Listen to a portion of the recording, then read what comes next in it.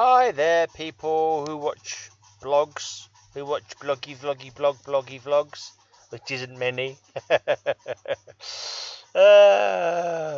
Right, it's the 19th of June. I'm doing my blog. Hello, everybody in blog watching land. How are you? I'm not going to bother doing the diary of what I've been up to. I'm off sick still. I'm supposed to be going back on Wednesday, but I'm going to try and go to doctors tomorrow and see what I can do. Right, let's start off by giving you a mind-blowing psychology fact. Apparently these psychology facts will blow your mind. Travel boosts brain health and also decreases a person's risk of heart attack and depression. Yeah, but travelling is exhausting, and that makes me depressed. And can't believe it's not good on the old heart either. All that stress of picking up your luggage off of the turny thing, and the getting on a plane and it going whatever it's called, turbulence. For some reason I'll say tribulation. All right. Let's have some biology facts. I've not been doing this blog like this for a while. I've just been doing the quick facts because I've been in a hurry to do stuff. But let's just do all the things that I normally do. All the ologies that I like to get out. All the poetries and ologies and philosophies and geographies and that. Okay, an adult mayfly's life is as short as a few minutes, but its body hatches for about a year. How on earth does that happen? Well, it's for a year. It's in the hatching phase for a whole year. That sounds crazy. Apparently, the length between your elbow and hand equals the length of your foot. Well, I'm not double jointed, and in fact, most of my joints are hurting me, so I'm not going to be able to check that out. Can I reach that to that? And I don't know. Maybe. I've done some of these facts before. I'm sure I might have skipped some of them.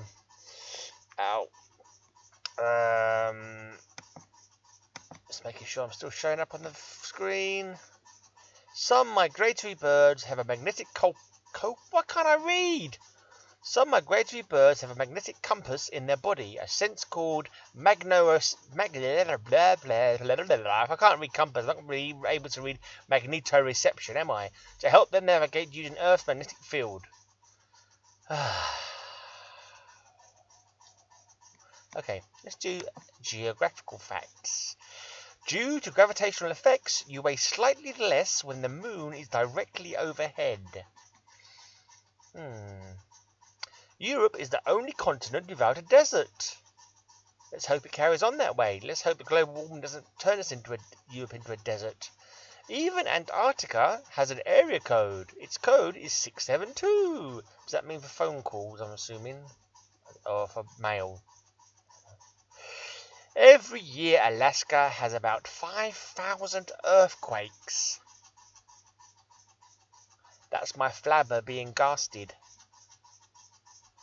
Okay, philosophy quote of the day. Philosophy! The ones most blind are not those that deny before seeing, but those that do so after seeing. Yeah, okay. Can't argue that logic. That was a quote by Christopher Casey. Now, sticking with philosophy, let's have a look for a deep philosophical question for you to ponder. Do aliens exist? Ooh, I don't know already, I can't remember now.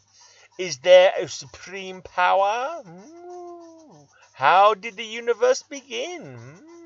Deep philosophical questions. Oh, are you feeling these? What will happen at the end of the world?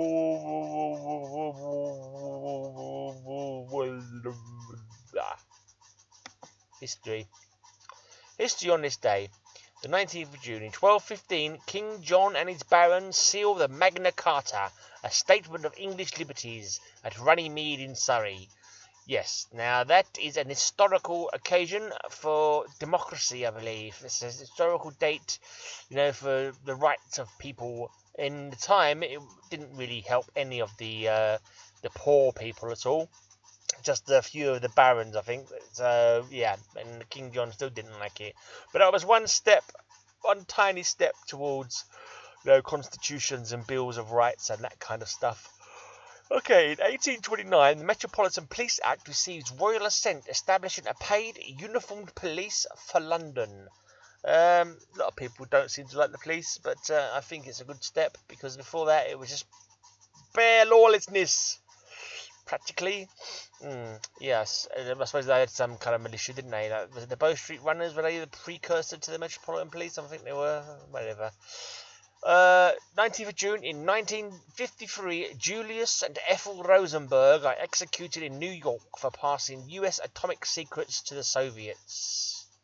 Yeah, a lot of people said they should have been let off, from what I recall. They should never have been executed, I've heard people say. But they were. That's pretty badass, that is. Executed for being spies. Whew. Heavy stuff. Three facts there from history, not one of them related to actual war. That makes a change. Mostly it's like so many people died in this battle, or when this ship was sunk on this day. So it's nice not to be any war-related stories amongst that. I suppose you could say there's a Cold War-related story there, but no war. And a war on crime as well, yeah. And I think King John and his barons had a few wars leading up to the Magna Carta, and I think even after the Magna Carta, he tried to renege on it, didn't he, the king? Because all people in power are bastards. Power corrupts, as they say. Right, poetry. We will end this show. I call it a show. I don't know why I call it a show. Who cares? Right, it's by Emily Dickinson. It's called Hope is the Thing with Feathers. And in brackets, this is 314. I don't know what that means, but this is it says here, note to Poetry Out Loud students, the inclusion or omission of the numeral in the title of the poem should not affect the accuracy score. It is optional during recitation. So, yeah, if you're memorising it, you don't have to remember the 314 bit, which makes me ask, why is the 314 there? What is that all about? Why is there 314? Did Emily Dickinson put a 314 in brackets after the title? What does it mean? I'm more interested in the 314 than I am in the rest of the poem. Emily Dickinson lived from 1830 to 1886, and this is her poem. Hope is the thing with feathers. 314. Hope is the thing with feathers that perches in the soul and sings the tune without the words and never stops at all. And sweetest in the gale is heard, and sore must be the storm that could abash the little bird that kept so many warm. I've heard it in the chilliest land and on the strangest sea, yet never in extremity it asked a crumb of me. Now that to me was the start of an interesting poem, and then it stopped. I think it could have gone on longer. Had some more points to make, some more. Hope. So hope. So this little bird is hope, and it's always there in your breast, I suppose. Yes, I am pretty down. I have hope. I hope I win the lottery. Yeah, and I never have to work again. That would be nice. Yeah, I hope that all my nearest and dearest stay healthy, of course. I hope the doctor will be able to tell me what's up with all my various joints, especially my hands, because they are annoying, stiff and weak and sore. Anyway, thanks for watching my blog.